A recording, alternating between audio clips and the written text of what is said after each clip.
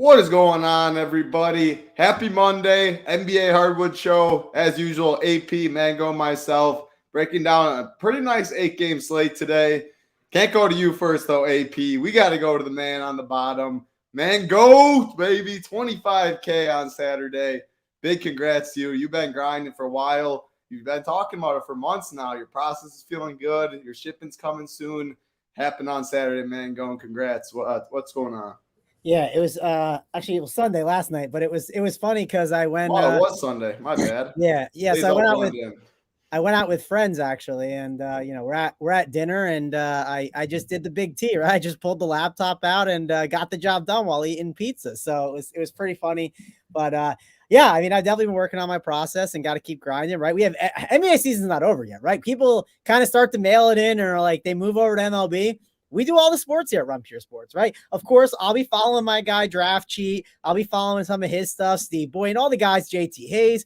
I'll be following all the MLB people, Gary. I mean, once MLB's here, then I'll dive in a little bit deeper, but I'll follow them early on and kind of start there. And then NBA, I'm just going to keep grinding it out till the playoffs too. So obviously, if you haven't signed up, check all that out here. We're going to have tons of shows for you guys. We'll have premium shows as well. So if you haven't signed up, go sign up now and, get in the Discord chat because this is a great time to sign up. I was actually thinking about it today, Title. I was like, what do we got here? We got Masters in 10 days, right?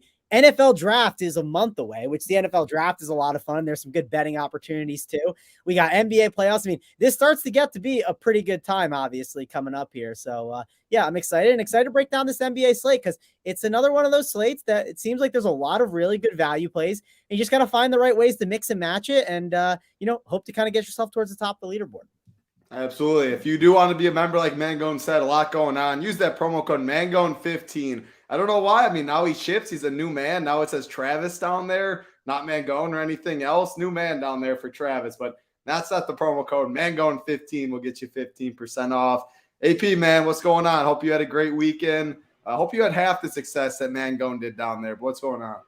Yeah, I mean, not even half the success of Mangone. I mean, 25K, nice little shipper for him. PGA was good for me. One of the nice things about it's unfortunate that match play event's going away. Like one of the nice things was I had two of six get through out of the group stage and still finish pretty nice because one of the guys, and this was my main build, obviously single entry format. One of my guys was Sammy Burns, and the other was Scotty Scheffler. I mean, I don't know about you guys. I'm really going to miss that format. I think it's a ton of fun. It's a shame that the PGA is getting rid of that because, I mean, we had Rory against Cam Young, and then we had the two best friends going at each other, and Scotty Scheffler, Sammy Burns. I mean, it was an awesome event, and a ton of fun and profitable for me. Yeah, it sucks they got rid of it. I really enjoyed the match play, and I was even talking about what I was going to do next year for it, but I forgot they are getting rid of it, which is unfortunate. But who knows? Maybe they'll change it up and somehow bring it back at some point if there's enough complaints. But also, Title, we forgot to talk about you. You got the did you get the MMA seat? Did you actually hit the seat, or do you have a head-to-head for it? I was curious. I couldn't tell. No, I hit the seat finally, but in MMA, it's similar to golf. You got to advance to round one, then you got to advance to another round, then you got a final. But it was no head-to-head needed, thankfully. Yeah, you're in there. So, obviously, you do the MMA stuff here at Run Pure Sports if people don't know. So be sure to check out Title stuff for that. But yeah, I was happy to see you kind of get that home. And hey, I'm sure you'll keep chasing. I'm sure it's not your last one you'll attempt for. So should be a nice stretch going into the. I'm assuming that'll happen in the summer, and then we'll have. NFL will be right here, and we'll be back to that grind. Yeah, NFL will be here before we know it. I was talking to my rep. They don't know what they're doing yet because usually it's in July. The pay-per-view in July is in Vegas. Can't have a live final in a sport in a place. You can't play DFS. The other one's in Canada, and they don't know if they're going to do Canada with passports and all that. So who knows when the final will be. Hopefully I get there, though, and I appreciate that, man, going. Let's say hi to a couple people in chat, though. We got 8-game slate. We got a lot to talk about, though. We want to shout out some people. Who do we got today? We got Darko in here. We got Paraby, Nathan, Dr. Lucky, Eat My Shorts, Stolid Bill. Jordan's in here as always. We the people. Coach, Make It Happen. Daniel, Natify's in here. Jay Burton, Matty Ice. Jake's in here. William. Appreciate all of you hanging out with us. Ryan Cohen, Go Collect. Tristan, Memphis, Steven. Ooh, we got a bunch of people in here. Sylvester Payne's in here. Appreciate all you guys hanging out. K Fleek Burner. All we ask from you, like button. And when you hit that like button, right next to it's a big red subscribe button. Get notified every time we go live. But AP, I guess before we go game by game, is there any just initial overview thoughts that you want to go or give the people, or should we just go game by game? Yeah, I mean, I like how the slate sets up. I mean, your Bucks, I'm going to be very high on them. I think a lot of us are. I hope people continue. We'll talk about the game, but I hope people continue to make the mistake of like getting way over on Bobby Portis compared to Brook Lopez, who is, I mean, if he doesn't have Defensive Player of the Year wrapped up, he has to be really close. I mean, it's him and Jaren Jackson. I think it should go to Brolo. He's played like every game. Like I don't think he's missed a game yet. The dude is just a monster. He's going to just absolutely own the Pistons today. So it's going to be fun. It's a fun slate. A lot of the news early is kind of coming in. I guess the important news that we're sitting on and, you know, later on in the slate, I'm not seeing a ton that I think is like hugely important. Maybe Anthony Edwards, Jalen Noel with Cat out. I mean, it's semi important, but we got most of the news on the slate. So it feels pretty good.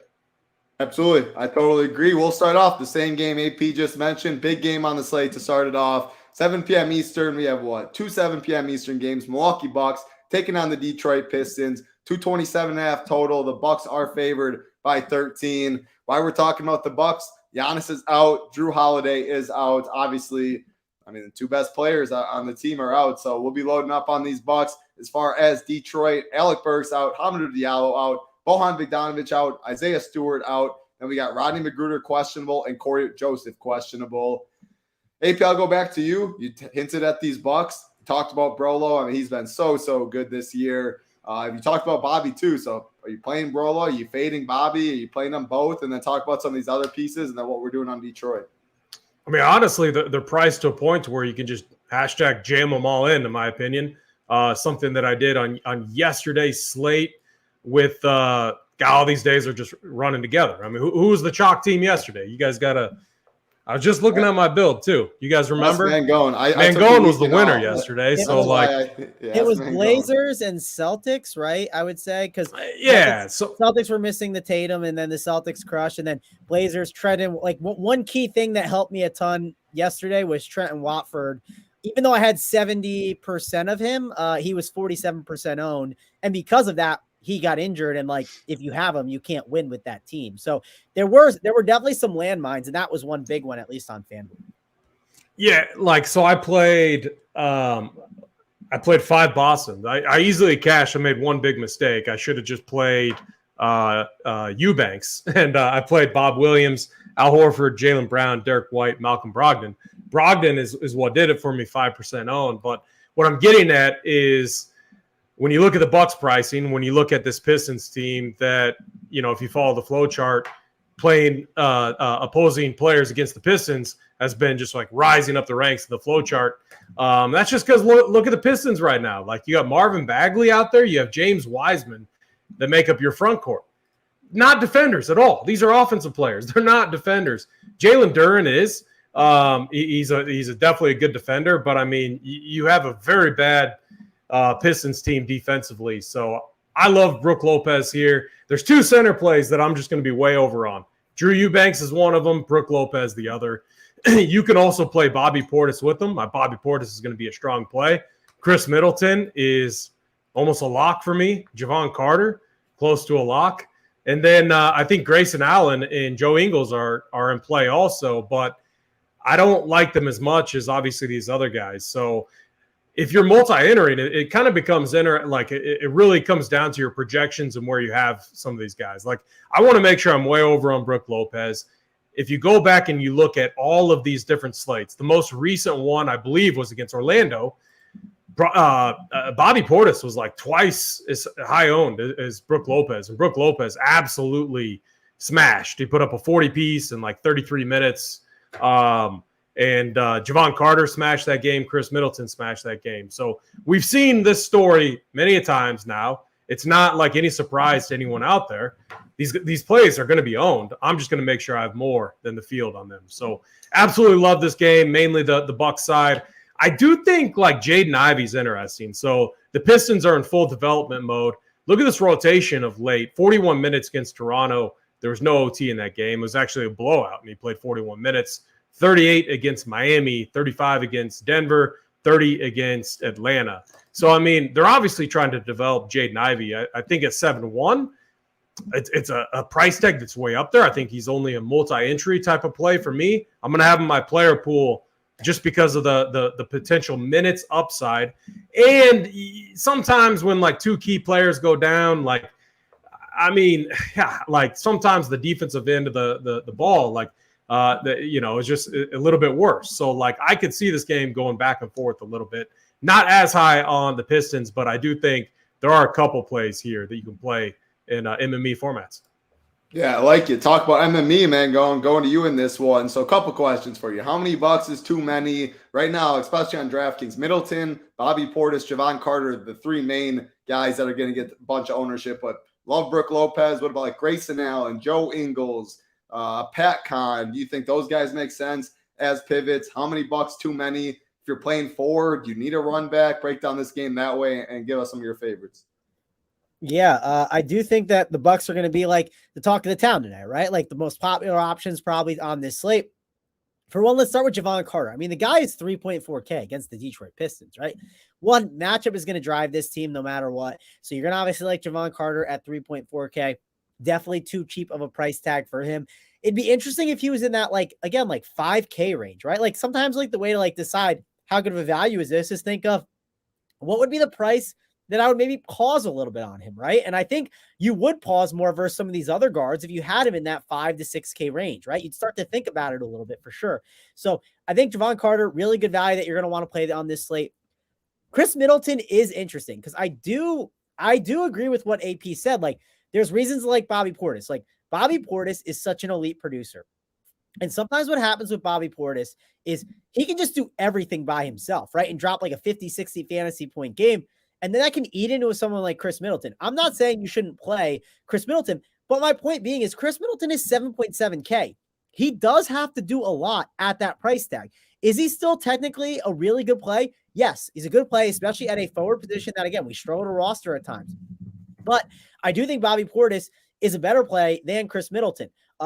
Brook Lopez has that center eligibility. One counterpoint with the center spot today is how do you handle center when you got guys like, again, Drew Eubanks is there, Portis is there. You can make the case that if Paul Reed starts at 3.2K, he could be a really good play. Sabonis as a spend, Jokic with no Embiid. There's definitely some really good arguments to be made for some center. So that's what's going to hurt Lopez, but it's also going to affect his ownership as well. So I'm going to call that out. But for me, I think Javon Carter and Bobby Portis are my two favorite values on the Buck side of the ball. I'd say followed up by Middleton and Lopez next, probably Middleton third, Lopez fourth. And then those other pieces, Joe Ingles and Grayson Allen. How exactly do we handle them on this slate? I think they're fine options that you can go to. If you look, Grayson Allen is, 4.4K, and then Joe Ingles is 4.1. These are guys that I think are interesting plays, but they're not priority plays to me, right? They're guys that I'll mix in, might get some lower ownership on them as Bucks options. It might maybe fit more of that like stacking them up scenario. So I think they're in play, but again, if I'm playing like my single entry stuff, I'm probably not getting to them as much. I'm probably getting more of those other pieces that we kind of talked about before. I'm probably getting to the Javon Carters and Bobby Portis. Those are probably the two guys that I would definitely would be starting points for me in some single entry stuff. And I don't really see myself doing the Detroit Pistons run back. Just doesn't feel like the right slate. Again, center's deep. I don't need to go to Wiseman or Durant as center options. There's other centers that I prefer. Jaden Ivey 7-1, Hayes is 6-6. It's just too high of a price for me. So for me, it's really prioritizing some of these Bucks. And again, if the field's going to go like 4 or 5, I might just go 3. That's perfectly fine. There's some really good tier 2 studs. Like I talk about this to teams that ship all the time. Like yesterday, my one team that hit, it only had one Blazer, right? And the Blazers were really good plays on FanDuel and DraftKings, and it only happened to have one of them. It did have, I think, 3 Boston Celtics, but again, that's how you can mix and match the values. Let's say a lot of people are going 3 Blazers and like 1 Celtic like yesterday. Maybe you flip it and then go the other way, 3 Celtics with 1 Blazer. So maybe you play $2 while everyone plays 3 or 4, and then you load up on some other values that you're going to see on the slate. That are ways to like play these good plays and also get exposure to some other really good options. That's kind of how I think through how to handle this Milwaukee Bucks situation. Typically, if a lot of people play like 3 or 4, maybe I'll go 2, or maybe if I go 3, I'll just think about which ones I play and then how I'm playing my other options around it. Definitely, yeah. This is the team. I mean, the Bucks are the story of the slate right now. Blazers a little bit too, but you have to think how you play them. Like Mangone said, a couple of questions in chat before we get to the next game. Someone asked, is it Jay Crowder going to start? Is it Bobby going to start? I think it'll be Bobby at the 4, Brook at the 5. And then Daniel said, can you play Portis and Lopez together? I think you can. Go ahead, AP. Yeah, I was going to say, so look at the game against Orlando. That was one of the more recent times we've seen this. Jay Crowder, a guy, obviously they're going to need for the playoffs, a guy that they're trying to work in and get, comfortable with the system.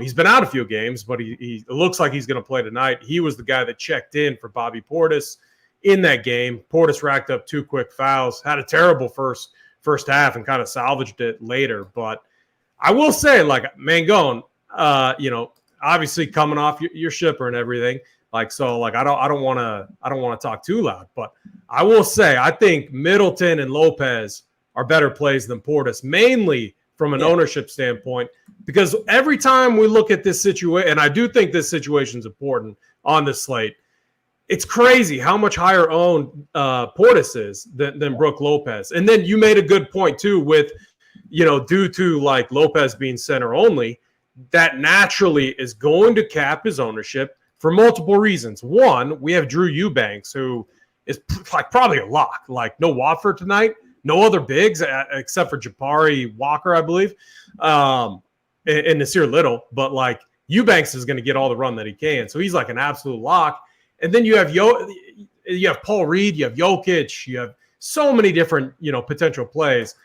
Lopez has to be the odd man out there from an ownership standpoint. He'll still get some, but with that in mind, like I'm tempted to take like a huge stand on him on the slate.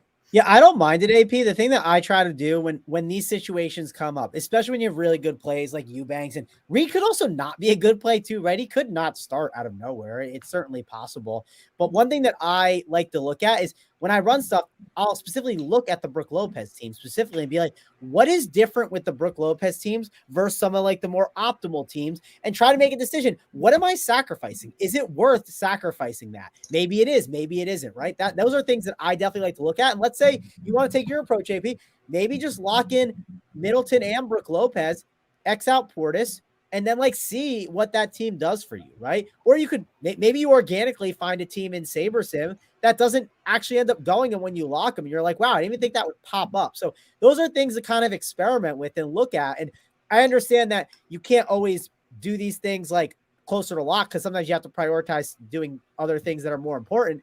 But you could do this right now, right? You can look and just see what does this do for you now, and it might give you an idea later on. So those are some things that I like to kind of experiment with when kind of leading up to lock.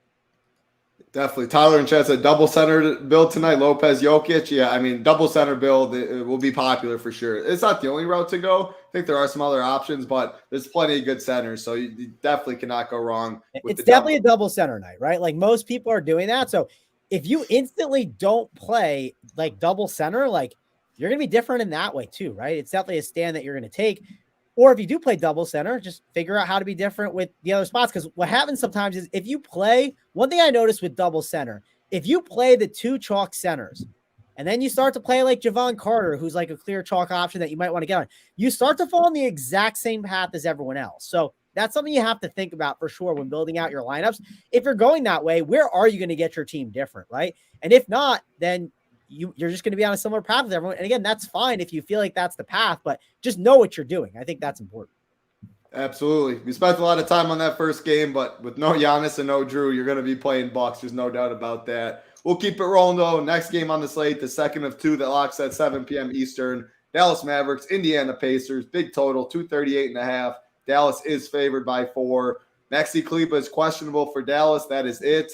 As far as the Pacers side, a little more important news. Buddy and Duarte are out. Miles Turner and Tyrese Halliburton are questionable. So we'll get this news before lock, maybe on the show, but otherwise you have to lock show. Very important news on this Pacers side, though. Man, go and talk some if-then scenarios, and then anything on Dallas you like, and mainly talk about Luka, because, I mean, there's a lot of good spends on this slate, but he's definitely one you have to consider. Yeah, one thing to discuss with the Indiana side of the ball is, and we talked about it on some of the shows, like I think on Friday or Thursday, me and JT, I remember talking with him about it. Like, it's Indiana. Like, do we need to play Indiana on this slate? Now, to be fair, depends on what Halliburton and Turner's status are going to be. If those guys do sit, there's going to be some good opportunity. Obviously, the wing position, too. Without Duarte, you can make the case. Benedict Mathurin, Jordan Nwora, those guys will pop up a bit and be some interesting options. Andrew Nembhard is 5.4K. TJ McConnell at 5.1, especially if TJ McConnell randomly started, right? When he does start, it's a pretty elite spot for him. So would not ignore him there.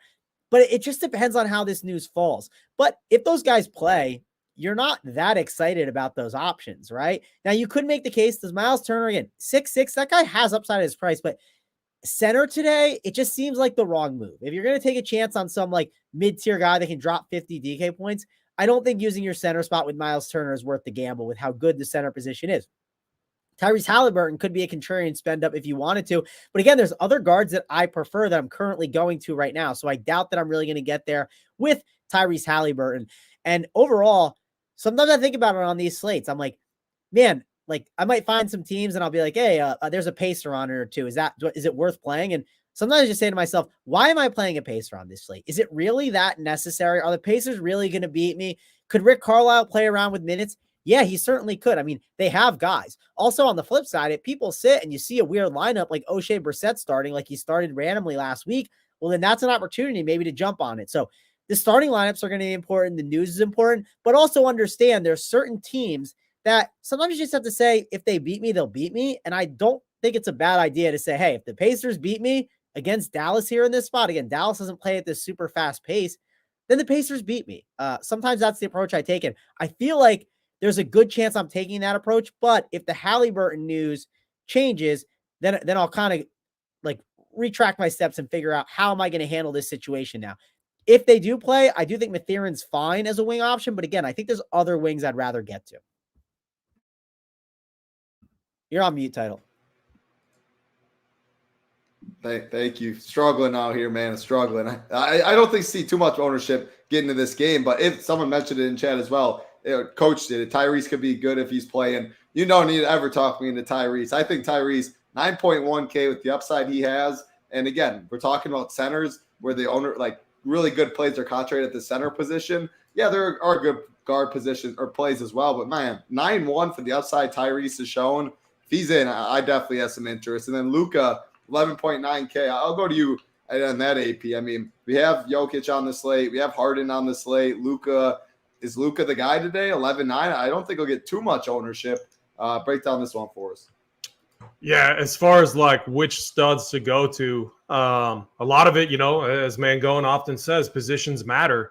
And we have one, in my opinion, lock value piece at the center spot and Drew Eubanks. And then we got obviously Lopez, who I really like. So I was more interested in Jokic or Embiid if they were going to battle each other, but now they're not. We know Jokic, like he gets up for those matchups. Is he going to be up tonight? I don't know. But one guy who I know is going to be up is Luka. I mean, the Mavs in absolute shambles right now. His 16 tech got rescinded, so he's going to be playing tonight. The other thing about Dallas, while pace is concerned, Mangone said they play at a slow pace. Their defense is terrible right now, especially in the front court. Look at what P.J. Washington did to them yesterday. I mean, absolutely embarrassing. When you think about P.J. Washington and his style of play, he's a guy who, obviously like a stretch 4. Sometimes they use him as a stretch 5 when they go small. At least the Hornets have in the past. But he plays somewhat like in a way similar, like Miles Turner. What does Turner like to do? He likes to shoot 3 balls from the perimeter. He's not your traditional big.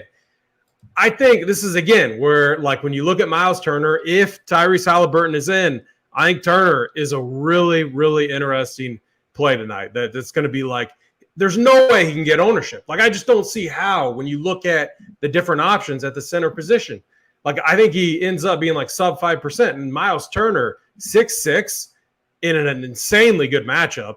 Again, I think he's going to be a good play. I also think any of these guys. Now the Pacers rotation is a lot tougher, and but man, I have interest in your former boy Jordan Nwora title. I mean, this dude was insane yesterday. Came off the bench, played extended minutes though, and had a gem of a game, 45 piece against Atlanta. It's going to be a good matchup for him. Aaron Nesmith. I mean, I'm going to mix these guys in MME formats. That's what I'm going to do. Benny, Matt, Mangone, you got me now. Is it Matherin? I mean, can't we just call him Benny? Like my guy Benny? Call him Benny. Everyone knows. Yeah, Benny is who we got to tell him. I don't know if it's Matherin or Matherin. I don't know, but it's like everyone knows who we're talking about, right? So yeah. So Benny, if like Halliburton's playing, one thing I've noticed is like it's not like they're like running the offense through him, but they're not letting him like handle the rock and like move things. He had better usage off the bench when Halliburton was when Halliburton was obviously sitting, and then Matherin was or Benny was running the offense. But now with him starting, like he just hasn't been as good. Like if anything, I would like Buddy Hield a little bit more. But again, for me in this game, it's Halliburton and Miles Turner if they're in. They're both questionable, but if they're in, Dallas has just been terrible on defense. And then on the Dallas side, it's Luka. I'm going to bump his projection way up. I think he's going to be I think he has to be somewhat low owned on this slate. And man, I think he could absolutely break the slate. So, and the other thing too is like, why are we not betting Indiana right here? Obviously, we got to wait for the news, and that could change things. But this Dallas team is an absolute shambles. If Halliburton and Turner are in, I love the Indy side in this game. I like that call. So you brought up Nwora, which I really like that. Is that you need Halliburton and Miles Turner to be out? You need one of them to be out? Or, I mean, he's going to play. He's going to chalk. Obviously, whether it goes in or not, a different story. But talk about that a little bit. Yeah, so we got no Chris Duarte. And Buddy Hield, obviously. Yeah. So, yeah, Nora's got to be he was so good yesterday, Title. I was watching that game closely. It was right in the middle of the day. It was the showdown slate. So I had it up, was watching closely. The dude was like lights out, man. He was absolutely balling. So I think he's more of an MME play, not like a lock or anything like that. I'm going to have him in my player pool tonight. And, he's the perfect guy to get like 5 to 15%. You don't need any more than that because he's going to be unknown. No, for sure. I mean, he's always a GPP. I mean, the dude chalks. When he's in, he will shoot it. He can fill it up. But, yeah, I mean, shooters, they can also miss it. And then his defense stinks too. So I like the call for sure in tournaments. And if Tyrese – thing about that is like Tyrese is such a good passer and gets others involved more. It's not like he's like a point guard or ball-dominant point guard that just looks to shoot an ISO all the time. So even if he's in, I still think you can play Nwora in GPPs. So that is Dallas and Indy. Make sure to follow the news, though. Miles Turner, Halliburton news is very important on this slate. We'll keep it rolling. What do we got? 550 watching, 170 likes. Appreciate all you guys that hit the like button so far. We'll do 300. I think that's a very fair number today. 300 for the plays of the day. When you do hit that like button, big red subscribe button next to it always helps us out. We appreciate it. Keeping it rolling, 7:30 p.m. Eastern. Houston Rockets go to New York, take on the Knicks. 230.5 total. Knicks are big favorites at 13.5. JTHayes the only one out for Houston. As far as the Knicks, Jalen Brunson is questionable. So another big piece of news. Hopefully we get it before lock. Mangone, I'll go back to you in this one. Obviously, Jalen Brunson's out. It's fire up Emmanuel quickly. I assume you do that again, but talk about that. Would it be a Julius Randle night? We love picking on Houston. There's no doubt about that. But does the spread scare you? Break down this whole game for us.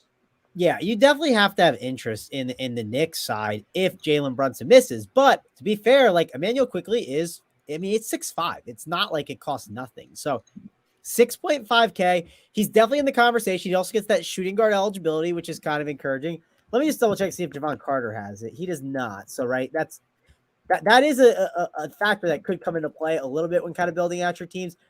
Also, RJ Barrett at 6'3". If Jalen Brunson missed, I mean, you could make the argument for only $1,400 less. You get RJ Barrett in a pretty good spot. Now, to be fair, Middleton is a better spot than RJ Barrett. Like, no doubt. Like, no Drew, no Giannis. But an RJ Barrett can bust, but he could also drop like a 40-50 ceiling game. And against the Houston Rockets, I could totally see it. So, like RJ Barrett, but mainly And it's mainly if Jalen Brunson misses. Julius Randle, 9-3. Think he's a pretty good option that you could spend on. Mitchell Robinson, 4-8. I could see him making some sense. Like, I could see it. Problem is the center position is really hard to like just sit there and click Mitchell Robinson's name. I'll admit, I saw some Mitchell Robinson teams today, and I was like, can I really fire that today with all these good center options? I don't know. It might be a little bit difficult. Seems like a decent MME idea. Like, if I get some exposure to him, I'm going to keep the exposure in there and then call it a day. And then no Houston Rockets for me. I just don't see it today. I don't think it's a necessary slate to mess around with them. If you want to go with the Houston Rocket run back, fine. But for me, I'm just out on Houston. I like it. Makes some sense. AP, I like your response, AP, or tells man going to the guy. Yeah, it's you can't play these 7 games. That'd be pretty tough. AP, talk a little bit about Mitch Robinson, though. I mean, Mangone brought it up. Center is so loaded, but he is one of those guys that definitely has slate breaking upside. Brunson News is 6'5" for quickly. He's not 4'8". He's not 5'2" anymore. Does have point guard and shooting guard eligibility, though. If then scenarios with Brunson, anything on Houston you like him? Yeah, so, our guy Gary thinks Brunson isn't going to play.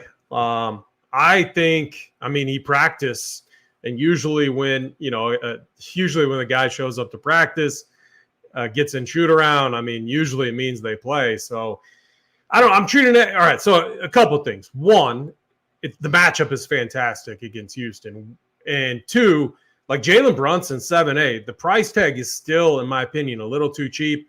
I have him right around 8-2. Like, look at CJ McCollum. I think is the perfect comp when you think about it. Honestly, if CJ McCollum and Jalen Brunson were both the same price, I'd probably be playing Jalen Brunson over him just because with everything that Brunson is doing for the Knicks right now.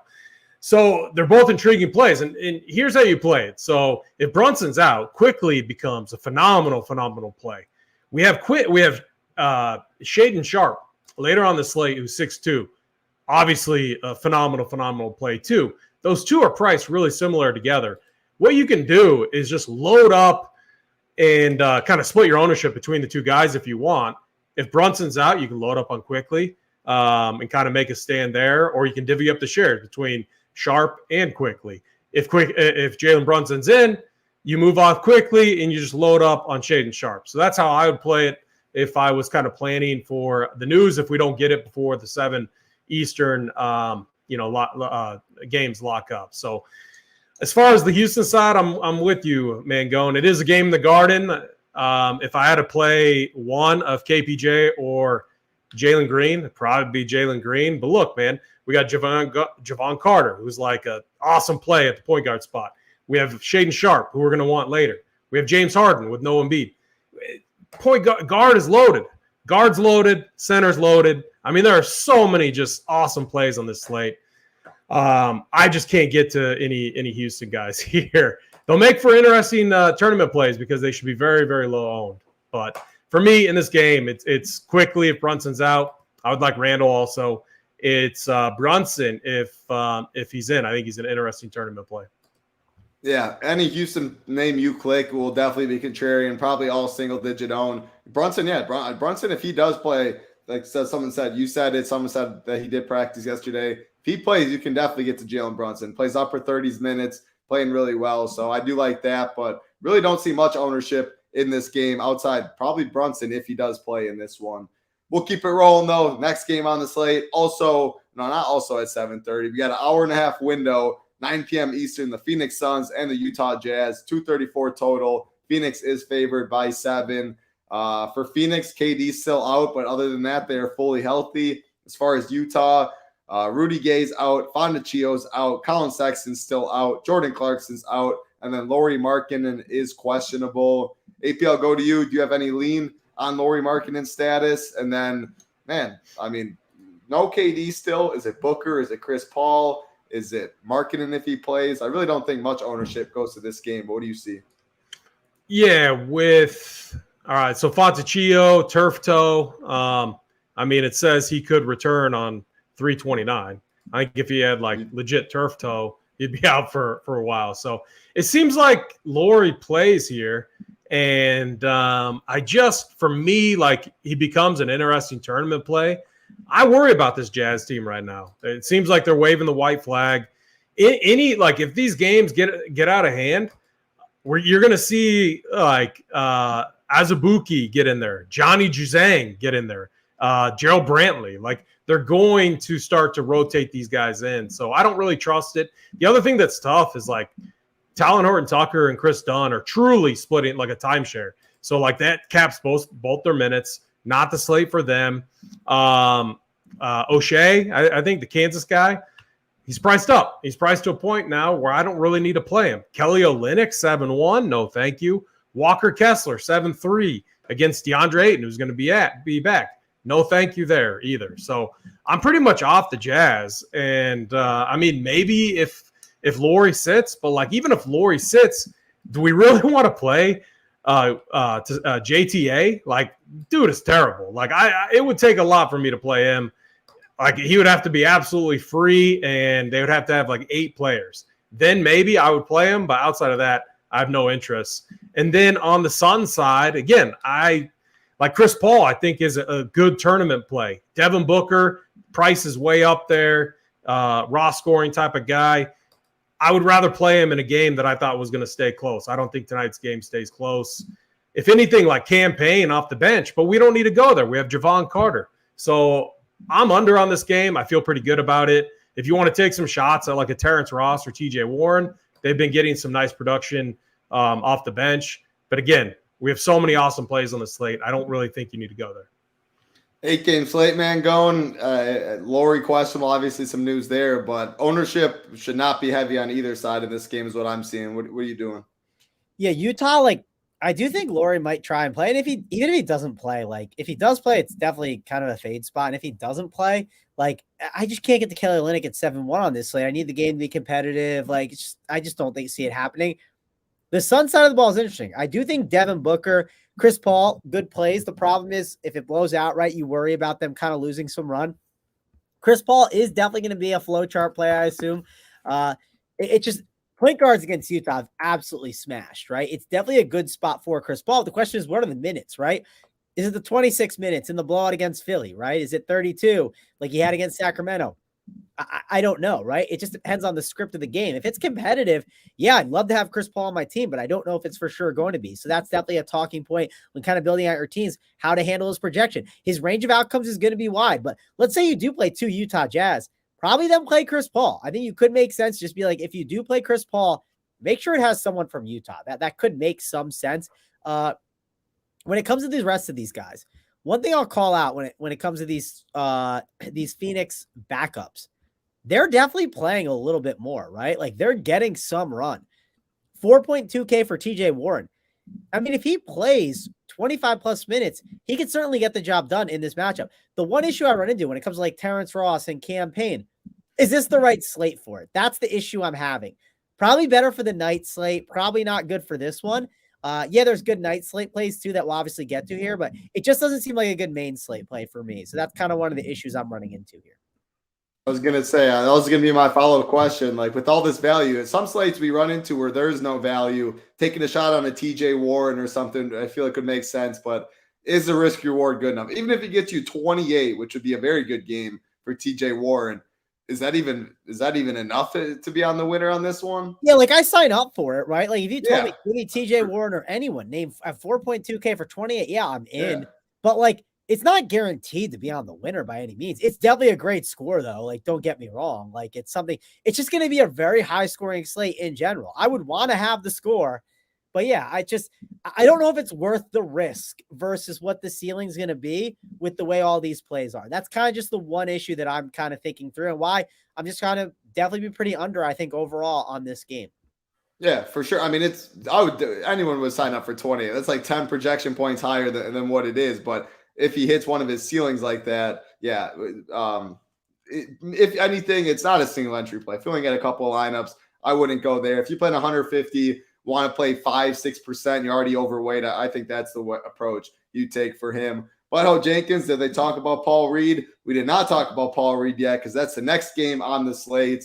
We got the Denver Nuggets taking on the Philadelphia 76ers. It's in Denver, 229.5 total. Denver is favored by 7. Embiid is out. Harden's going to play. As far as Denver, Michael Porter Jr. is questionable. I did say it is in Denver, though, because we talk about a lot on this show. Jokic is way better at home than he is on the road. Man, would have been fun to see Embiid and Jokic go at it, but fortunately, we do not have that.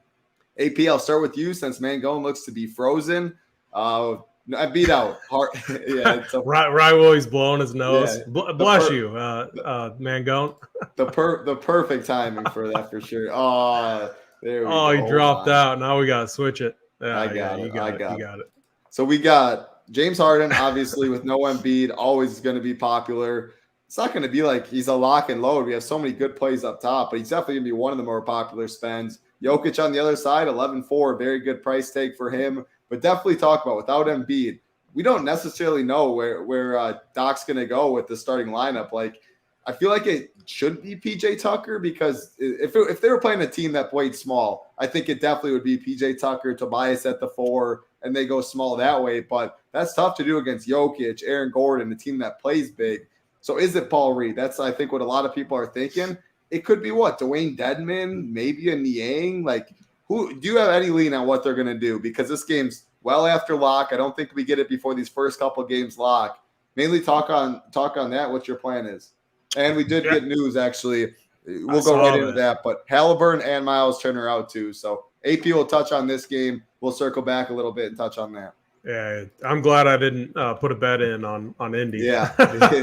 I've gotten screwed by news a couple times. That's the risk with NBA when you bet early. You're trying to like speculate on different spots, and it's fine. Speaking of speculation, yeah, I mean, they could do a bunch of different things. They could start Paul Reed. They could go small. DeAnthony Melton's been playing really well.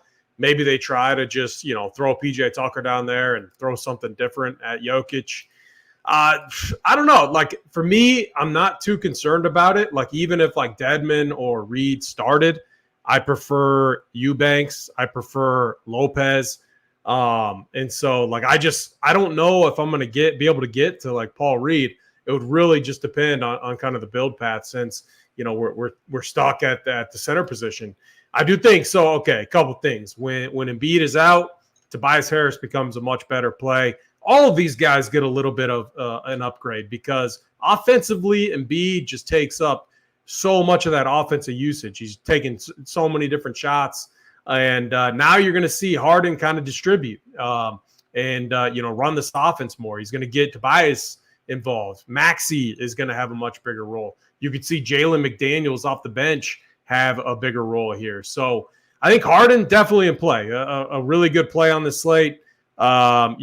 If you want like a discount off of Luka, this is the other reason why Luka has to be really low owned is because you could play Harden for like what, 2K savings, 2K and some change. And I could see Harden maybe putting up a number close to what Luka could, maybe 10 points under. I got to look at where my projection's at between the two. But hey, it might be worth the 2K savings there to go that route. So James Harden, fantastic play. Tobias Harris, fantastic play. And then Maxey, 7-7. I can't get there. I think what I'd rather do is, and this is always the player that gets forgotten about. When you have a situation like this one, we're always forgetting about the guard or the player similar on the other side, and that's Jamal Murray. Jamal Murray's been playing some good basketball, so I could see him putting up a number here, 7-9, fair price tag. I think he's a perfect MME play. Coming off a 50-piece in 32 minutes against the Bucks, I could definitely see him putting up another 50-piece. And at 7-9, I would take that all day. No, I like the Jamal call, especially if like you don't play Jokic. Jokic is going to be pretty popular on this slate. We got Mangone back. There we go. Give me a sec. Yeah, I mean, so if like Jokic will be pretty popular. If you don't play him, how does Jokic fail? Jamal just goes off. He chucks the ball a lot. He gets hot early. Jokic takes a little more of a back seat. 11-4 and 7-9, big price difference there. Yeah, I definitely like that Jamal Murray call in tournaments. Will be low owned. Mangone, we're on this Philly and Denver game. Do you have any lean on the starting lineup? Because we were talking that they can go so many different ways. And then talk about the other side, Jokic, Jamal Murray. What do you got in this one?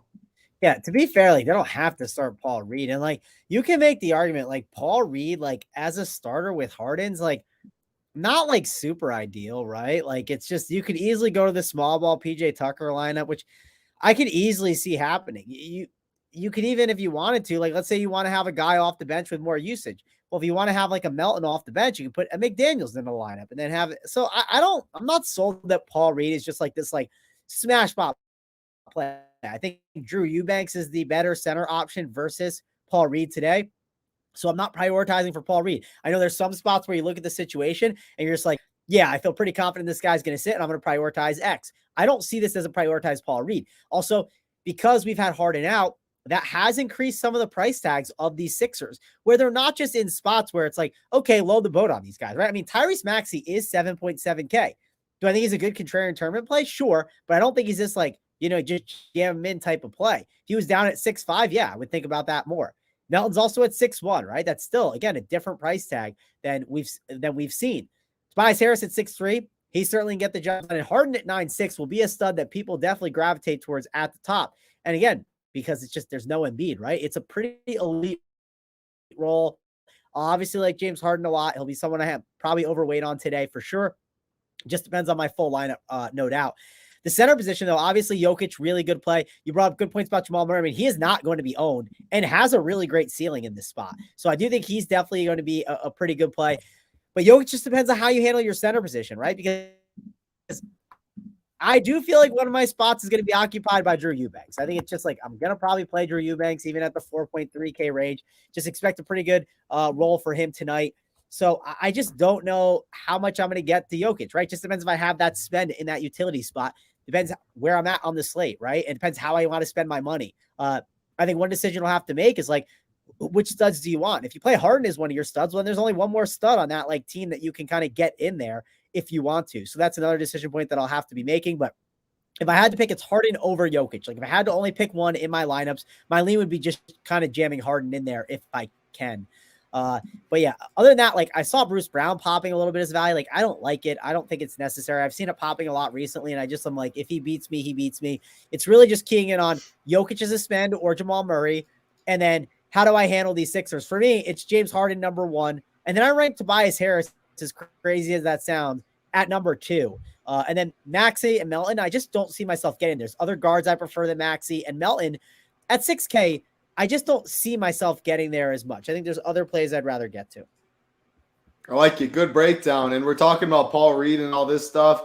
Man, you were gone, Mangone, so I don't know if you heard, but Tyrese and Miles Turner is out. So now Isaiah Jackson, I expect him to start at center. He's 3.9K. He's just center eligible. So center only gets more loaded, and there's so many options or routes where Paul Reed doesn't start. We don't get it before lock. Your ownership's going to go down for sure. And if we knew he was starting at his ownership, he'd be a good, solid GPP play. But there's other centers that are going to grade out better. You know what Slate this reminds me of a little bit? And we're not totally there yet, but it depends on what the values are, especially if like a TJ McConnell for sure started.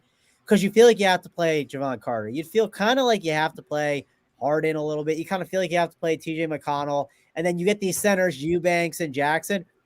It's falling into that live final slate. I know you didn't play it, Title, but that live final slate that had a lot of crazy value that popped up, but it feels like we got a lot of it earlier. Now, especially if we add the Knicks stuff in, it just feels like a lot of people are going to prioritize their guards and centers, and then they're just going to end up being like, well, I want to spend up. But the problem is, what spend ups are we going to, right? There's not a lot of spend up forwards today. Kawhi Leonard, Julius Randle, DeMar DeRozan, just not the most glamorous option. So that's overall my takeaway right now, Title. Yeah, I like it. I mean, go ahead. One thing real quick, very similar to the live final because we got Lauri Markkanen and the Jazz on there too. But also, the Pacers are even more shorthanded than what we had with the live final because they're not really like, yeah, George Hill could start, but he's not really going to play that much. Like he's not even going to do anything. They're not playing Daniel Theis. Like James Johnson, they're not going to play. Like, look at their bench. He played that live final slate. JSU was very tilted. He played like 20. Oh, he played 21 minutes. You're right. He did. James Johnson did play more than because you never know what Rick Carlisle is going to do. Is the only problem with these Pacers. It's the old James Johnson revenge game too. I think he played for Dallas, right, for a short period of time. Maybe played for a lot of teams now. Yeah. But like a couple things, like now. So like I have 3 centers in my, well, actually 4. I mean, it's Lopez, Jackson, Eubanks, and Jokic. So it's going to be interesting for sure. I will say Like who was Jalen Smith played good off the bench yesterday, minimal minutes. You got and then you got O'Shea Brissett too, who is always a risk for a C, D, and P. So Pacers are going to pace her. I mean, it's going to be interesting. Definitely take a monitor the starting lineup. Up to Lock Show will break it down for sure. Definitely don't fade the 7 Eastern games, whoever that was that asked that question. Definitely don't do that. No, definitely can't be doing that. But yeah, Isaiah Jackson, a great play. Wara could easily start in this spot. I love him. I like him both ways. O'Shea Brissett, I'd feel better if he starts because he is at risk always for DMP and stuff. But yeah, the Pacers situation does get good. We got 3 games left on this slate, though. Looking at the likes, 230 likes, 630 watching. A little hurtful. We do have 3 games left, though. 300 is what we need for the plays of the day. We'll keep it rolling, though. 3 games left, like I said. Next game on the slate, Minnesota Timberwolves, Sacramento Kings, 238 total. Kings are favored by 6.5. On the Kings side, they are fully healthy. As far as Minnesota, Anthony Edwards is questionable. Towns is out. Jalen Noel is questionable. Mangone, I'll go back to you in this one. Anytime I see Ant questionable, he always talks about how he wants to play every single game he can. I'm going to expect him to play. We do not know, though. Game's at 10 Eastern. Trying to make a guess, but I'm not going to be loading up on Timberwolves in my lineup, just hoping he sits. What do you see in this game, though? Yeah, it's also the second night of a back-to-back. So, like, even if he does play, right, like, how well is he going to be? Also, sometimes, like, I don't know, like Russell Westbrook, he's a good example of this. He's one of those guys that never want to miss a game and always play. And, like, if he was banged up and playing, or even like Kyle Lowry, right, he's banged up and playing, I never felt confident they were out there 100%, right? So that was always one of my concerns when rostering. You understand, like, some guys just sit more than others, and some fight through injuries. And when they're not 100%, do I want to roster them? Probably not. I'm not getting I definitely wouldn't play Ant. It's just a questionable take trying to guess. Yeah, like Ryan's like, he looks like he was nursing his ankle. Yeah, I mean, he's definitely not 100%, but he's definitely voiced how he doesn't want to sit if he doesn't have to. But who knows? It's 10 Eastern. Yeah. Are you gonna play Timberwolves hoping he's out?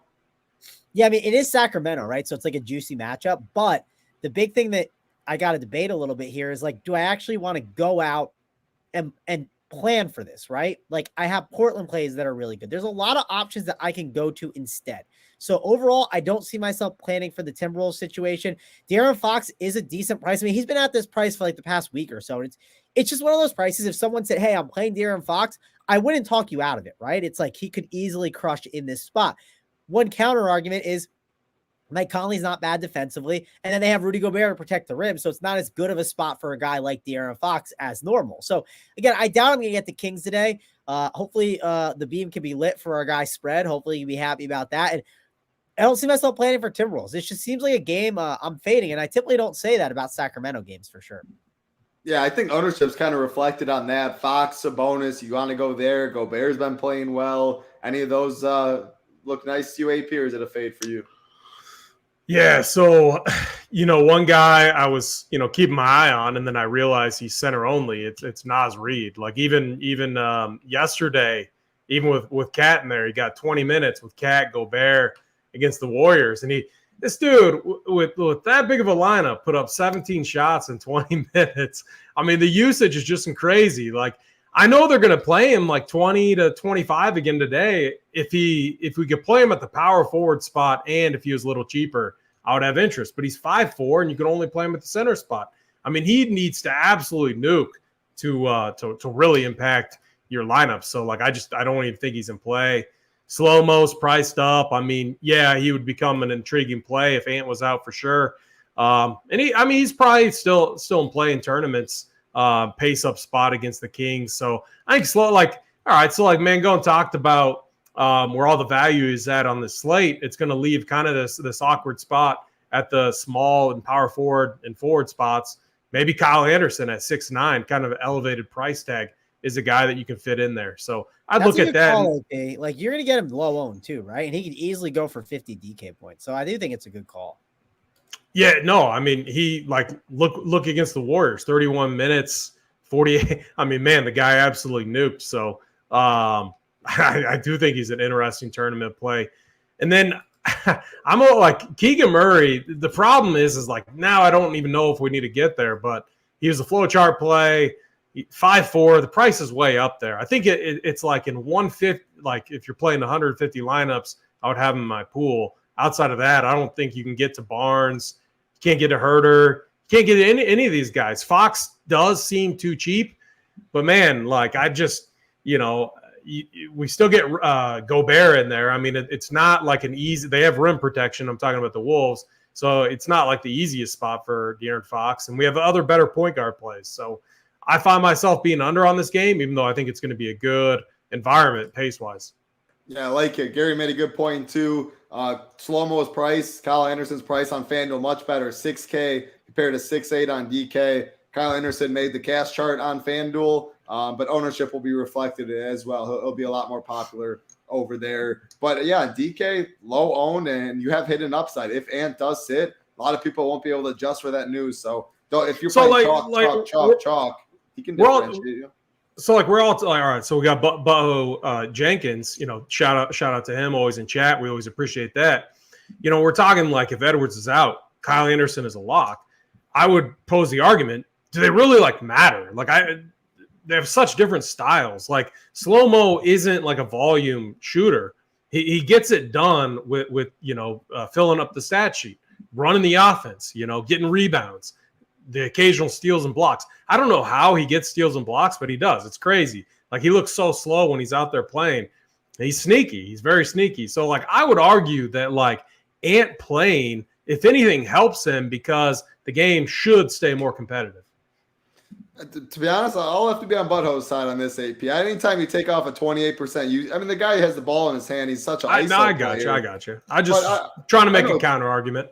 Yeah, I gotta be Team Butthole on this one, even though the dude is on his Team knees. Butthole. You would be Team Butthole title. He's Team Big T. He's on his knees for Big T every day. But I'll say it how it is. I'm on your Butthole right there. But we'll keep it rolling. We got 2 games left. 300 likes is what we need for the plays of the day.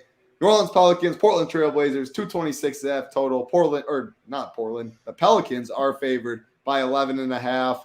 Zion's still out for the Pelicans. Nothing really has changed for the Pelicans. Same squad they've been rolling out. As far as Portland, Lillard out, Jeremy Grant out, Nurkic out, Anthony Simons out, Trendon Watford doubtful. We're talking about the two teams on the slate that mean a lot. It's the Bucks. It's Portland. Shaedon Sharp's been an absolute monster. Drew Eubanks, we talked about a ton. Nasir Little should start in this one. There's Keon Johnson, Matisse Thybulle. Mangone, I'll start with you. How many Portland's too many? Who are your favorites? And the Pelicans, is it we're talking CJ, little CJ revenge, Brandon Ingram, Joe Val. Break down this game for us. You can't ignore it. Yeah, this is definitely a good game. I'm not huge on the CJ McCollum revenge spot. Also not dying to get the Valanciunas with the way the center position is today, but I like Brandon Ingram for sure. Brandon Ingram seems like a really good play. Curious what his ownership's going to be. He is 8-9, which is a bit of an elevated tag, but it's a pretty good run back option. Again, I'm not high on small forward today, so I could see myself overspending at small forward and kind of just biting the bullet there on him. So I do really think that Brandon Ingram is someone that I have some interest in. Trying to see what Trey Murphy's price is, because Trey Murphy's role is definitely it's definitely better than I think people realize, and the minutes are good. The dude has been absolutely popping off, but he is 6'4". I think he's probably a better FanDuel play than he is DK. I think on FanDuel he's a little bit cheaper, but listen, if I got some Trey Murphy in MMA, I wouldn't say no. I'll at least say that. This is the game environment where he could pop off and just hit a ton of threes and get a ton of stock. So I'll at least call that out. When it comes to Portland, though, obviously Portland's one of the priorities on this slate. Good plays. You can also backload too if you want. I'm not saying backload and miss the 7:00 games, but if you only wanted to play 2 guys from the 7:00 games or 3 guys, then have some exposure to be able to move stuff around, don't think it's the craziest idea. We'll call this out though. Portland is priced up, right? Trenton Watford, he's questionable or doubtful, I should say. So there's a good chance he's not going to play in this spot. Cam Reddish is probable. He's 4.6. I do want to look at his minutes because he's someone, the minutes have not been good from him. And he's someone I've been kind of thinking about, well, why can't he play a lot of minutes? But he just hasn't. It seems like they're playing more of these backup types and not these guys that Cam Reddish, I guess, is going to be part of their future to some degree. So because of that, they're not going to run him into the ground for minutes, it seems like. So Shaedon Sharp at 6'2", feels like a hefty tag, but I can see that price keep going up. I think it's a really good spot for Drew Eubanks. And it's a really good spot for guys Keon Johnson, for instance. Keon Johnson is cheap. You want him starting, but I think it's not bad for him. AP, one guy you and I have talked about on late slates that I think could be a sneakier guy in like the night slate is Jabari Walker. He did kind of come in for some like more backup center minutes in the game the other night. I think he could easily see himself for 18 to like 25 minutes. And on like the night slate, he could be intriguing. I don't think he's as good on this slate. Nasir Little, definitely an interesting option who saw 30 minutes. So it's really Little, Keon Johnson are guys that I'm considering the most. Shadon Sharpe and Drew Eubanks. I'd rank it. Drew Eubanks is definitely number 1 for me. Nasir Little, probably number 2. Followed by Keon Johnson, number 3, just because I know he can be an up and down guy. And it depends on what his minutes are going to be. That's going to be key. And then Shadon Sharpe, 6.2K, mainly because the price is 6.2, right? And at that price, he still has to do a lot now. But that's kind of the way I would prioritize them here on this slate. Yeah, I like the breakdown. I mean, they only have 10 bodies. And like John Butler, Kevin Knox. Someone asked, I think it was William, asked about Jabari Walker. Yeah, I mean, like if Eubanks gets in foul trouble, Jabari Walker could see like 28 minutes somehow in this spot, or there's a blowout or something. If you're playing Walker, I don't think you play Eubanks. I think I'd go that route. Probably a better late night slate, but he'll be very, very, very low owned, pivoted off of one of the chalkiest options on the slate. So yeah, I don't hate it. And I agree with you on the Cam Reddish. Like he was playing 35, 38, 40 minutes, and now he's playing 20 minutes, high teens. Really doesn't seem like they want to give him the minutes. So yeah, guys like Keon Johnson, Archie Diacono, Sharp, Thibault, Little. Like I like all those. How do we put someone in timeout? We got the Jimmy the Beast. Have you never like seen someone like sick before? Like get the fuck out of here, dude. It's called being sick, but he's still here showing up picking winners. So go F yourself. Yeah, I got him this timeout for 5.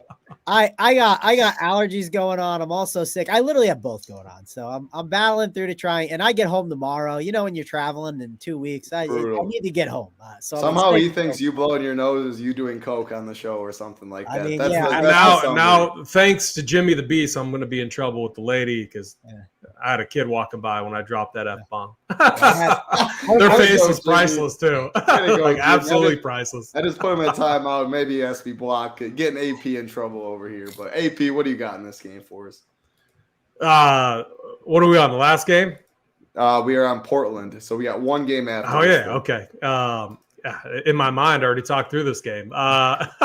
So yeah, all right. Now that I think about it more, like Drew Eubanks, I mean, yeah, he's going to project out and grade out as like a really good play. Part of it is he ran as pure as you possibly could yesterday. 6 blocks, 1 steal. I mean, like that was an absolute ceiling performance, and he still didn't touch that 40 piece. So like, is he as big of a lock? I don't know. Like we got Isaiah Jackson now, Brolo, who I think could like absolutely nuke. Drew Eubanks very much in play, but I think he makes for a very interesting fade. We saw Nasir Little start the second half yesterday for Watford. I expect, big minutes out of him today. He played 31, and that was, starting the second half. So he obviously is going to factor in heavily here. I mean, man, Shadon Sharpe, Nasir Little, Drew Eubanks, and Keon Johnson for me. And then I think McCollum is fine. I think Ingram is probably the best play on the Pelicans side. Back to what Mangone was talking about, not a lot of value, like a lot of value elsewhere, but right at the small forward position, we're going to want to spend up to some point. I think Brandon Ingram is going to make for a nice spend up alongside with Chris Middleton. I agree. Yeah, CJ and Brandon Ingram, I think, are they'll be contrarian spends, and you get one of the great matchups against Portland. So we got one game left on the slate. We got 650 watching, 280 likes. Appreciate all of you hanging out. Only need 20 more likes. The last time I will ask, we do want to get you the plays of the day. 300 is the number. Not sure how long this last game will take either. So we got Chicago Bulls and the Los Angeles Clippers, 221 total. Clippers are favored by 4.5. On the Clippers side, Paul George is out. Norman Powell is out. Marcus Morris is also out. As far as Chicago, Caruso is questionable. That is all we have there. AP, I'll go back to you in this one with no PG, no Marcus Morris and stuff. Is it Kawhi? He's definitely going to be very contrarian. We talked about the power forward and small forward positions not being great. I don't see much ownership coming to this game at all. That's why I said Don't know how long the people have to hit the likes, but is it a fade? Is it Kawhi? What is it? Yeah, I think like a Kawhi Leonard hammer might be what gets it done in tournaments.